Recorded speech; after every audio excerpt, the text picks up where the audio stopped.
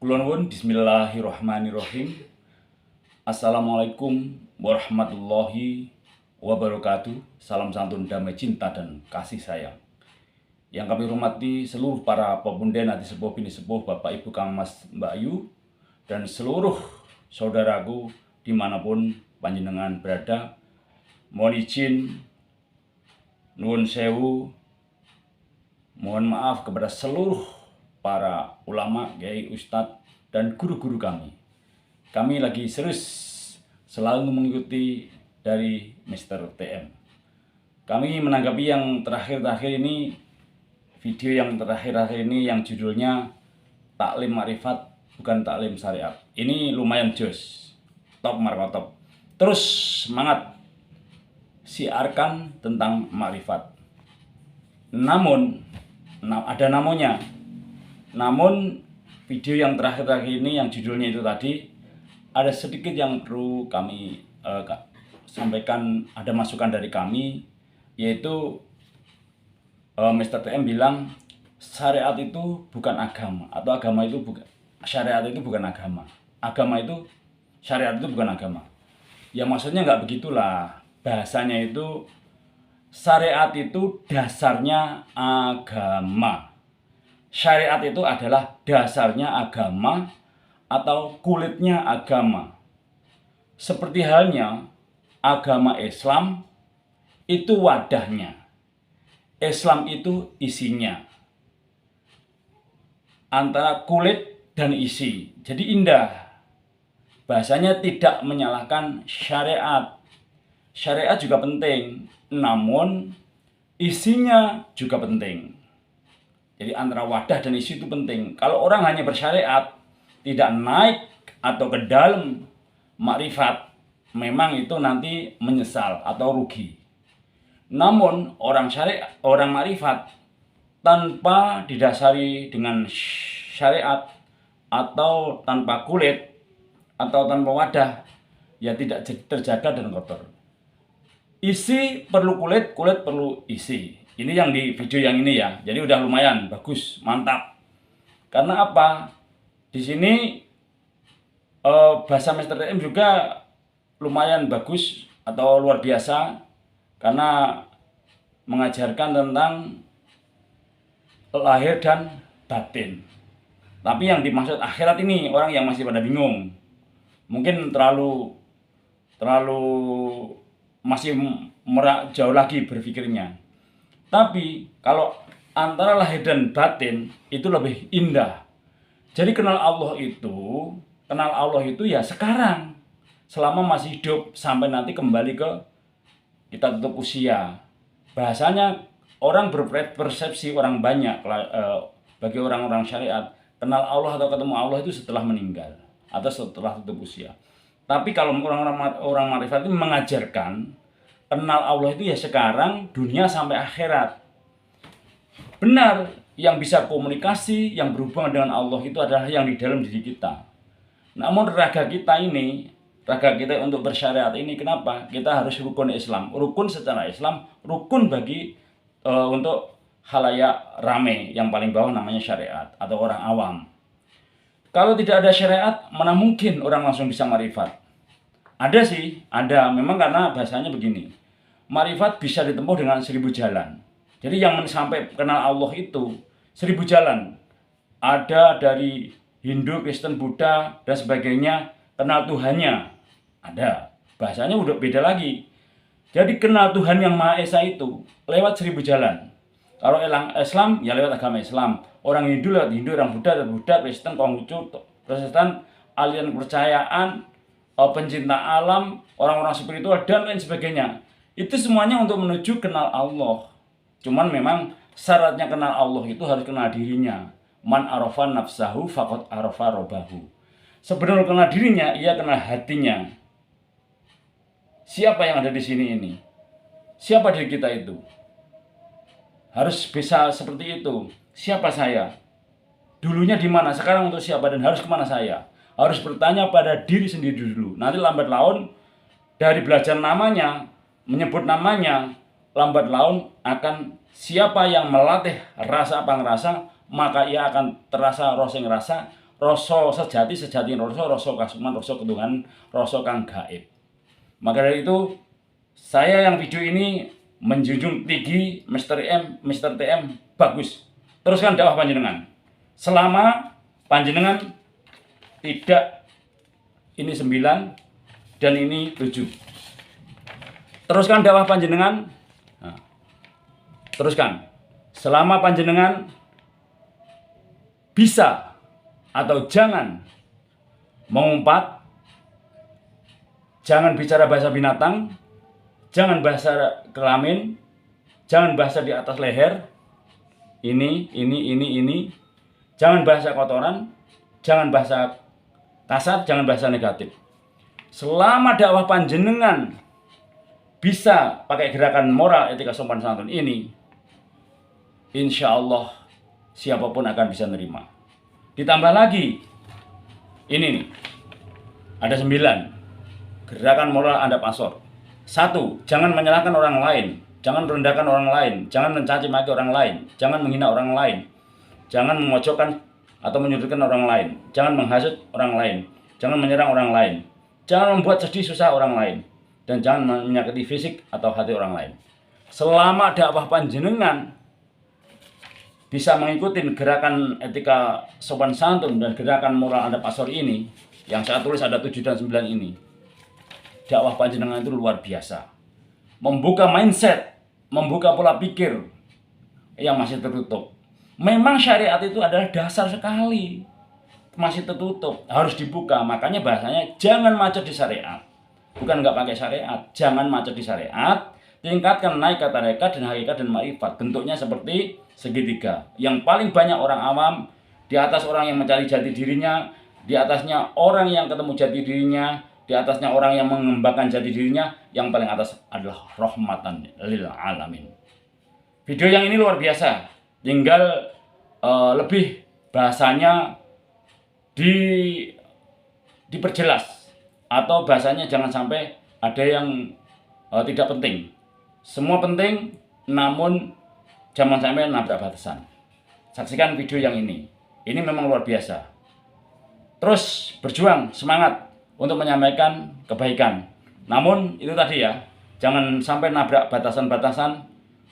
Jangan sampai nabrak batasan atau pagar orang syariat. Jangan sampai nabrak batas pagar ulama, kiai, ustadz, guru-guru, orang-orang spiritual, orang-orang batinan, dan aliran kepercayaan, dan nabrak semua orang. Masing-masing udah ada pagernya. Silahkan. Kalau Mr. TM dengan umatnya atau hambanya atau muridnya mau apa saja, itu urusan panjenengan. Tetapi setelah panjenengan keluar dari pagar panjenengan, itulah yang jadi permasalahan di antara kita. Makanya saling menghormati, menghargai itu penting. Satu lagi, Mr. TM, terus belajarlah ngaji rasa. Dan belajarlah ngaji diri, kemudian belajar alam. Mr. TM udah luar biasa, ma'rifatnya jos. Cuman nggak semua orang bisa seperti Mr. TM. Di dalam rumah pakai topi, di dalam rumah pakai laken. Itu kan kalau orang Jawa nggak boleh. Pakai topi ya di luar, mulai di dalam rumah nggak boleh. Tapi itu entah di dalam rumah atau di luar sih. Kalau itu pakai topi itu di luar, itu ya silahkan. Tapi kalau udah di dalam rumah, kalau orang kita itu kurang etika.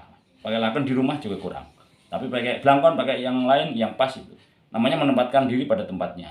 Kalau pakaian kita nggak komplain, monggo kembali ke diri masing-masing. Tapi yang batasan-batasan tadi harus dipagari, dibatasi. Karena bahasanya begini, kalau Mr. TM menantang pertanyaan kepada seluruh guru-guru, kiai, ulama, dan ustadz, dan orang-orang syariat, nanti anak buah Mr. TM itu mengikuti, ya pasti geger lah dunia. Makanya ajarkan, ini yang kurang disadari dari panjenengan. Sadarkan diri panjenengan, apapun yang panjenengan katakan, apapun yang panjenengan bicarakan, apapun gerak-gerik panjenengan itu, bila mana sudah pengen menjadi contoh, harus anak buahnya nanti bila mencontoh, jangan sampai nanti mengikuti pas yang negatifnya, yang kasarnya, dan lain sebagainya. Seperti contoh itu. Kalau semua orang seperti Mr. TM, ya geger dunia. masih ada mengumpatnya, masih ada bahasa binatang dan lain sebagainya kan gitu. Terus menantang pertanyaan pada seluruh ulama dan guru-guru yang lain itu yang nggak boleh kan gitu. Intinya itu aja, Mr. TM. Sekali lagi ini video yang saya yang ketiga menanggapi panjenengan. Video yang ini luar biasa, yang akhir-akhir ini. Tapi terus perbaiki, maulah dikoreksi diri orang lain, karena orang lain adalah cermin dari diri sendiri. Maulah diingatkan orang lain, karena orang lain adalah cermin diri sendiri. Ingat, di atas langit ada langit. Dunia ini tanpa kita jalan. Dunia ini Islam tanpa kita jalan. Jadi kita ini hanya sebagian. Jangan sampai menggarami air laut. Oke? Terima kasih. Saya hanya nuwun sewu mengingatkan, atau bahasanya watawasau bil haq watawasau bis sabr, mengingatkan pada baik dan sabar, dan sekaligus masukan kalau ini ada baiknya dari Gusti Allah, kalau ada salahnya, ada kurangnya berarti dari saya pribadi. Bila taufiq, assalamualaikum warahmatullahi wabarakatuh. Saksikan video dari Mr. TM. Salam Rahinurul. Bali ya. Judul yang kita angkat kali ini adalah ini taklim makrifat, bukan taklim syariat. Ilmu dimensinya berlapis-lapis ya. Ada ilmu syariat, tarekat, hakikat, dan makrifat. Ilmu syariat itu teori, kaidah, cerita, norma, hukum, undang-undang, aturan, dan sebagainya, yang sifatnya terbaca oleh akal dan panca indera. Jadi bisa lewat dilihat, didengar, atau didiskusikan. Itu ilmu akal. Nah, syariat ini karena akal, maka lingkupnya adalah lingkup dunia. Sedangkan dunia sifatnya baharu. Maka syariat ataupun ilmu akal ataupun ilmu dunia pasti terkena pengaruh hukum ruang dan waktu. Maka syariat nggak mungkin pernah ada yang sama. Nggak pernah ada yang sama. Syariat Hindu sama Buddha sama nggak? Beda. Sama Konghucu, sama Nasrani, sama Islam, semua beda. Maka kalau kita melihat dari sudut pandang syariat, nggak akan ketemu. Karena beda waktu saja sudah beda sudut pandang. Apalagi beda waktu dan tempat dan budaya, sudah beda. Maka kita nggak bisa berpegang akan harus menyamakan syariat, karena syariat dipengaruhi oleh ruang dan waktu, karena itu ilmu dunia ya. Makanya kita harus naikkan ke dimensi hakikat, yang hakikat ini tidak terpengaruh oleh ruang dan waktu, tetapi menyampaikan ilmu hakikat di dunia. Nama ilmunya adalah ilmu tarekat atau metodologi atau caranya praktek. Nah, ini harus tahu mana yang syariat, mana yang tarekat, mana hakikat ya. Hakikat ini ilmu yang tidak bisa diomong. Karena apa? Hakikat ini sifatnya unlimited, undefinisi, dan undeskripsi. Berbeda dengan syariat. Syariat itu limited, deskripsi, dan definisi, itu kan beda. Maka syariat dan hakikat ini ada di dua sudut pandang berbeda. Satu dari kacamata dunia yang syariat ya, satu yang hakikat adalah dari kacamata pandang akhirat. Yang satunya akal, yang satunya roh. Ilmu hakikat nggak bisa diomong kecuali harus dialami oleh pelaku. Jadi nggak ada ilmu akhirat, ilmu roh, tetapi diurai, diceritakan oleh akal. Nah, ini namanya bukan ilmu hakikat namanya. Itu kembali ke syariat lagi. Jadi hakikat ini hanya bisa dialami oleh pelaku. Makanya praktek hakikat harus belajar syariatnya di tarekat. Sedangkan syariat sendiri tadi, syariat yang murni itu hanya teori, cerita, kaidah, norma, hukum, undang-undang, bacaan, literasi. Ini yang ahli teori nggak pernah berkata atas ini kata siapa, kataku sendiri nggak mungkin. Ini kata dalil, kata kitab, kata ijma, katanya ini, katanya itu, katanya ono, bukan kata sendiri, itu hukum. Karena masih berupa literasi teoritis ya. Nah, syariat inilah yang disebut Nabi sebagai ilmu yakin. Ilmu yakin adalah ilmu yang sudah kau yakini, kau percayai, kau pahami, kau tahu, kau mengerti. Tapi sebatas itu masih yakin. Ini tertolak ya, sama Allah tertolak. Nabi loh ini. Berarti harusnya kita jangan berhenti di syariat doang ya. Ini masih tertolak. Nabi bilang begitu ya. Demikian juga kalau kau ya belajar suatu ilmu yang masih melihat ya keyakinan yang kau lihat dari orang lain ataupun siapapun di luar dirimu masih kau lihat tapi belum kau rasakan diri, itu jenis ilmu ainul yakin. Tapi itu pun masih tertolak. Nah, sudah kau yakini, sudah kau lihat misalkan ya, tapi belum kau alami sendiri, itu tertolak loh. Disiplin Islam ini sangat tinggi ya. Makanya kata Nabi, Allah hanya menerima jenis ilmu yang hakul yakin atau pengalaman empiris. Nah, dan pengalaman empiris itu hanya berlaku di ilmu hakikat. Hakikat nggak bisa diomong. Kalau ada ilmu yang diomong berarti bukan hakikat namanya. Ngomongin hakikat dengan omongan-omongan dunia itu namanya kajian tarekat. Jadi mengkaji caranya praktek hakikat itu namanya ilmu tarekat. Hakikatnya harus murni kau masuk akhirat dengan rohmu dan harus kau alami sendiri.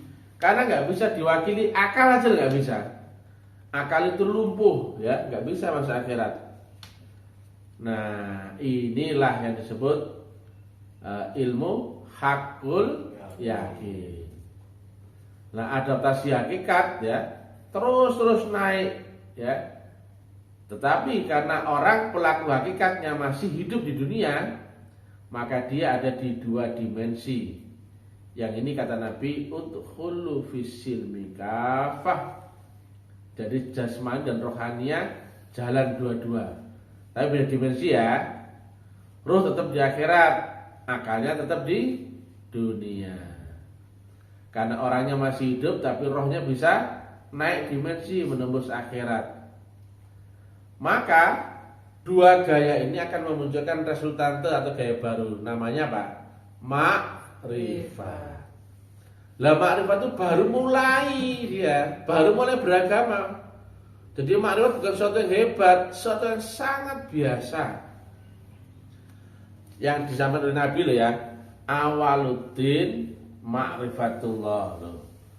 Nah sekarang kan orang hanya tahu syariat, hanya tahu teori, keyakinan, pendapat, kepercayaan, dogma, mengerti, paham, tapi kan nggak tahu cara praktek. Nah repotnya teori yang dipercaya, diyakini benar, tapi belum pernah dipraktekkan, dibuktikan, kan menjadi dogma. Bahaya ini. Sudah paham, sudah ngerti, sudah tahu bunyinya, sudah tahu artinya, semua sudah cocok semua. Tapi nggak tahu cara prakteknya, ini bahaya. Akhirnya apa sekarang ini? Banyak orang paham, mengerti, bisa ceramah, bisa cerita, bisa diskusi, paham, dikira itulah kemudian dianggap itulah agama. Bukan. Jadi teori itu bukan agama, syariat itu bukan agama. Jadi begitu ya. Bun, tak tolong Bun. Jadi begitu ya. Jadi yang disebut agama itu adalah ma'rifatullah. Baru mulai ya. Baru mulai ya itu ya. Jadi apa? Awal mula kita mulai beragama adalah kapan kita mulai kenal Allah. Makanya harusnya ulama-ulama ini mengarahkan agar kita belajar kenal Allah, betul nggak?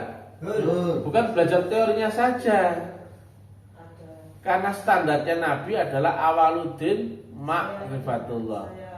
Bukan awaluddin awal mula orang beragama dari ilmu, bukan, dari pengetahuan, bukan, dari kepercayaan, bukan, tapi dari kenal Allah. Tapi sudut pandang ini sudah kadung keliru ya. Orang mengira agama itu ya syariat itu. Karena apa? Bisa diomong, bisa didakwahkan, bisa diceritakan, bisa didiskusikan, bisa dibaca, bisa dilihat. Nah, dikira itulah agama. Bukan. Makanya kalau kita nggak paham ini, kita akan bingung.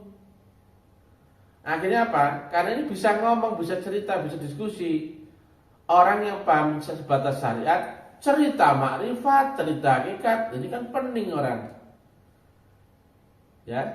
Jadi syariat itu ilmu dunia, ilmu akal, teori, cerita, wacana, kaidah, norma, hukum, undang-undang, aturan, nah itu kabar. Tapi belum praktek. Mempraktekkan syariat jika tidak lewat metodologi pasti akan sesat. Contohnya ya, sholat ya, syariat, mempraktekkan syariat, tapi tidak lewat metodologi. Dapat sholatnya iya, sholatnya sholat, tapi gak nyambung, gak mi'raj, gak aqimis sholati dzikri, gak bisa mengingat Allah. Dari pertama ditanya, apanya Allah yang kau ingat? Kan bingung. Bagaimana cara mengingat sementara aqimis sholati dzikri dirikan sholat dengan hati yang berzikir. Nah, gimana mengingat dengan hati? Kalau nggak tahu caranya, betul nggak? Betul. Lantas mengingat Allah berarti harus ada yang diingat. Nggak boleh berangan-angan toh, nggak boleh berkhayal. Nah, sekarang bagaimana cara mengingat Allah? Apanya Allah yang kau ingat? Gitu kan? Ini nggak bisa dijawab oleh ahli syariat, nggak mungkin ya. Sampai kapanpun, sampai dublek ya, sampai bento pun gak bakal bisa ketemu jawabannya ya. Makanya sekarang ini banyak ulama syariat ya dijak bahas makrifat, ya dublek loh, dublek. Walaupun pinter-pinter teorinya, lulusan Kairo kah, profesor kah, doktor kah, tapi dublek perkara praktek. Nah, makanya bedakan ya. Syariat itu ilmu akal, hakikat ilmu roh. Kau tahu bedanya akal dan roh? Ilmu roh itu adalah ilmu yang dipelajari setelah kau mati. Nah, ilmu akal, selama kau masih sadar akalmu, ilmumu ada, berarti itu ilmu akal. Begitu sadarmu hilang, akalmu hilang, ilmumu kan hilang. Ini ilmu dipakai nyebrang loh ya, ini berarti di akhirat, bukan di dunia. Jadi praktek agama itu ya, praktek ibadah itu di akhirat. Ya. Tetapi jasmanimu ngikut. Karena Allahmu itu di akhirat, bukan di dunia. Allahmu itu maha rohani, bukan jasmani, bukan akal. Maka ibadahmu harus di dimensi frekuensi yang sama dengan Tuhanmu, baru nyambung. Ya, sekali lagi ya, praktek menyembah Allah, ibadah itu harus di akhirat, memakai roh, dan itu harus praktek. Tidak bisa dengan cerita, hafalan atau apa, itu beda frekuensi, beda dimensi, gak nyambung. Sama kayak kau cari Prambors FM, kau cari di gelombang frekuensi AM, ya nggak bakal ketemu. Di gelombang manapun kau nggak akan temukan. Jasmanimu ini baru, akalmu baru. dulu nggak ada, kemudian diadakan dan nanti ditiadakan kembali. Itu yang mau menyembah Allah yang maha mutlak, yang maha qadim, dengan akalmu yang relatif baru, jasmani baru, gak nyambung. Ya, prakteknya ibadah itu di akhirat. Tapi karena kau masih hidup, jasmani mengikut. Jadi seorang pelaku hakikat yang benar pasti di atas syariat yang benar. Ya. Tapi syariatnya nggak sama dengan syariatnya syariat. Makanya ada syariatnya syariat, ada syariatnya tarekat, ada syariatnya hakikat, ada syariatnya makrifat. Itu beda dengan syariatnya syariat. Jadi jangan ahli syariat menilai ahli makrifat. Itu ahli makrifat dimensinya lebih tinggi. Wah, sangat keliru ya. Makanya kau harus tahu batasan-batasnya dulu, mana syariat, mana hakikat. Dikira orang ahli syariat sudah tahu agama, bukan, cuman teori itu. Makanya ahli syariat semua pasti didasarkan dengan dalil, kan? Karena apa? Literasi. Sedang pelaku hakikat adalah pengalaman praktek. Kata siapa itu? Kata akulah, aku yang ngalami loh, itu loh. Itu hakikat. Tapi kalau kacamata pandang syariat, mana dalilnya, ayatnya mana, surat berapa dan sebagainya, hadisnya mana, itu saja. Ini seperti adu kepala kambing itu, ya, adu kambing, pinter-pinteran, debat literasi. Lah masa agama cuma debat? Kalau debat berarti kan adu pendapat, berarti kan nggak pasti. Mana yang kuat pendapatnya, mana didukung oleh literasi, ya sudah dia yang menang, kan gitu. Agama kan untuk diri sendiri, bukan untuk didebatkan. Nah, itu jauh sekali ya. Makanya tidak akan ketemu ya syariat dan hakikat dan juga makrifat, nggak akan ketemu. Ketemunya ada di ilmiah. Kalau kau cuma berpegang syariat, kau akan fasik. Kalau kau berpegang akan hakikat tok, kau akan zindik. Maka kau harus lengkap syariat dan hakikat, maka muncullah resultante makrifat. Dan itu harus ilmiah baru amaliyah. Itu kata Nabi loh, bukan kata Mr. TM ya. Jadi orang syariat bisa menilai syariat. Karena apa? Sinergi. Ahli matematika bisa menilai matematika. Nggak mungkin ya ahli bahasa Indonesia menilai bahasa Inggris, ya kan? Nah, beda saluran ya. Demikian juga ahli makrifat bisa menilai makrifat. Nah, sekarang ahli syariat ini kan karena pinter teorinya, pinter dalilnya, semua dinilai.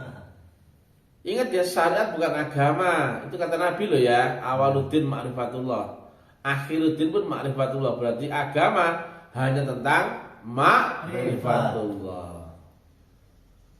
Mudah-mudahan ya, ini momentum 2024 kita di bumi Indonesia Nusantara ini akan bangkit spiritual Nusantara ya.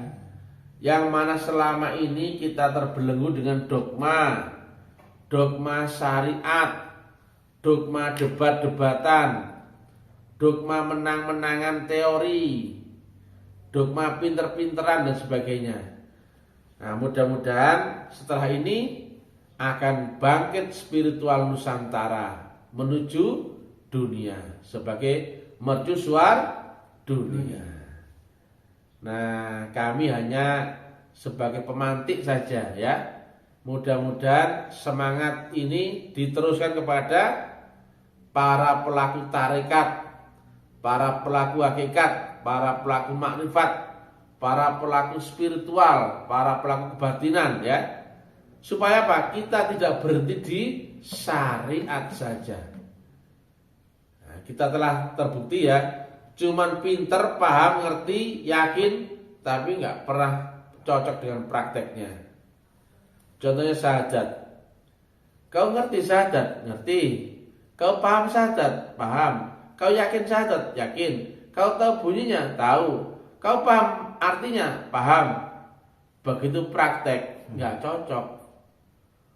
Ngomongnya bersaksi, tapi nggak ada yang disaksikan. Cuman mengucapkan itu kan nggak cocok. Padahal ya, bersaksi dalam syahadat itu fi'il sifat mudhoreh, fi'il mudhoreh ya. Ada yang disaksikan, ada yang menyaksikan, tahu cara menyaksikan dan kronologi yang disaksikan. Semua jelas. Dan yang bisa mempersatukan seluruh sudut pandang jenis ilmu tadi adalah ilmiah. Nah, kalau saya terangkan enak, mana ilmu syariat, batasannya ini. Mana hakikat, ini. Ya, kan enak. Jelas ya. Sayang sekali dakwah kami dimusuhi ahli syariat. Kenapa? Ini mereka bingung, nggak paham. Di luar paham mereka dianggap salah, betul nggak? Padahal banyak yang oke, fine saja. Inilah ya kemunduran agama di sini, karena agama cuma dikotai kotak syariat saja. Makanya saya dobrak ya, supaya apa? Kita merdeka beragama. Karena hak beragama itu diatur undang-undang ya. Bebas ini masalah beragama. Bahkan di sini di Indonesia menempatkan sila ketuhanan yang Maha Esa adalah sila pertama di dalam Pancasila yang berbineka tunggal ika. Sangat diakui ya, sangat dihormati. Nah itu. Makanya jangan sampai ya hak kebebasan beragama itu dikerdilkan karena dibatasi dengan ini itu ya. Mudah-mudahan spiritual Nusantara bangkit. Ayo dakwah seperti Mr. TM ini ya. Sampaikan kemana-mana ya. Kalau kau tahu ilmunya, sampaikanlah ya. Balighu ani falau ayat. Supaya kita tidak berhenti di dogma sebatas syariat saja. Kau paham syariat, kau ngerti syariat, yakin syariat, semuanya ngerti, pengetahuan ngerti syariat. Tapi kan nggak bisa cara praktek. Kau tahu sholat itu wajib, betul nggak? Kau tahu sholat itu harus dimulai dengan wudhu, nutup aurat, kemudian menghadap kiblat, takbir sampai salam, membaca doa itu. Tapi apakah kau menjamin sholat itu bisa diterima Allah? Nah ini dia. Kau sholat tapi lalai, diancam dengan neraka, berarti tidak hanya kau belajar teori sholat ya. Tapi tingkatkan ke prakteknya sholat agar nyambung kehadirat Allahu Subhanahu wa ta'ala. Dan Allah itu maha ruhani, bukan jasmani ya. Maka kau harus menyamakan frekuensi yang ruhani juga. Maka sholat syariat tok batal. Sholat itu harus hakikat dan syariat yang ikut. Nah itu dia ya. Kenapa kok sholat hakikat? Iya sholatnya roh. Tapi karena orangnya masih hidup, syariat ikut gak? Ikut. Demikian yang bisa kami sampaikan. Ayo bangkit dakwah seperti Mr. TM ini ya. Jangan takut. Ayo spiritual Nusantara ya. Ayo kita bangkit ya. Kita kembalikan kejayaan Nusantara ya. Yang dulu Nusantara ini besar ya. Bangsa yang besar, bangsa yang diakui dunia. Jangan sampai menjadi kerdil hanya dibatasi oleh syariat saja. Spiritual mempertemukan seluruh sudut pandang agama. Ya, hakikat pun mempertemukan seluruh sudut pandang agama. Ya, Hindu, Buddha, Nasrani, Islam adalah saudara. Ya, cuman syariatnya saja yang beda. Maka kalau kau mau mempecah-pecah agama, kaulah akan merusak dengan syariat, betul enggak? Tetapi kalau kau menyatukan seluruh agama, sudut pandang agama, kau memakai sudut pandang hakikat. Karena syariat agama Islam dan Nasrani gak mungkin ketemu. Dengan Hindu Buddha gak mungkin ketemu. Tapi kalau kau dengan sudut pandang hakikat, semuanya akan ketemu sebagai saudara. Dan inilah yang insya Allah diharapkan oleh berbangsa dan negara ya, oleh pemerintah, oleh seluruh yang berwenang ke ini stakeholder untuk mewujudkan persatuan dan kesatuan NKRI yang rukun, damai dan sejahtera. Karena nggak mungkin rukun dan damai kalau kita eker-ekeran perkara syariat. Yang satu syariat saja, satu sama-sama Islam, banyak juga golongannya. Sama-sama Islam aja masih sudah eker-ekeran. Apalagi masing-masing beda syariat, beda agama, betul nggak? Makanya ini Mr. TM mudah-mudahan disokong oleh seluruh masyarakat Indonesia ya, supaya kita ini mewujudkan negara yang baldatun thayyibatun wa rabbun ghafur. Ya, amin. Amin. Ya, maka nggak mungkin kita menyampaikan ilmu syariat, betul nggak? Karena syariat akan memecah-mecah ya, karena nggak mungkin bisa sama. Maka kita bisa menyatukan sudut pandang seluruh agama dengan hakikat. Demikian yang bisa kami sampaikan. Assalamualaikum warahmatullahi wabarakatuh. Waalaikumsalam.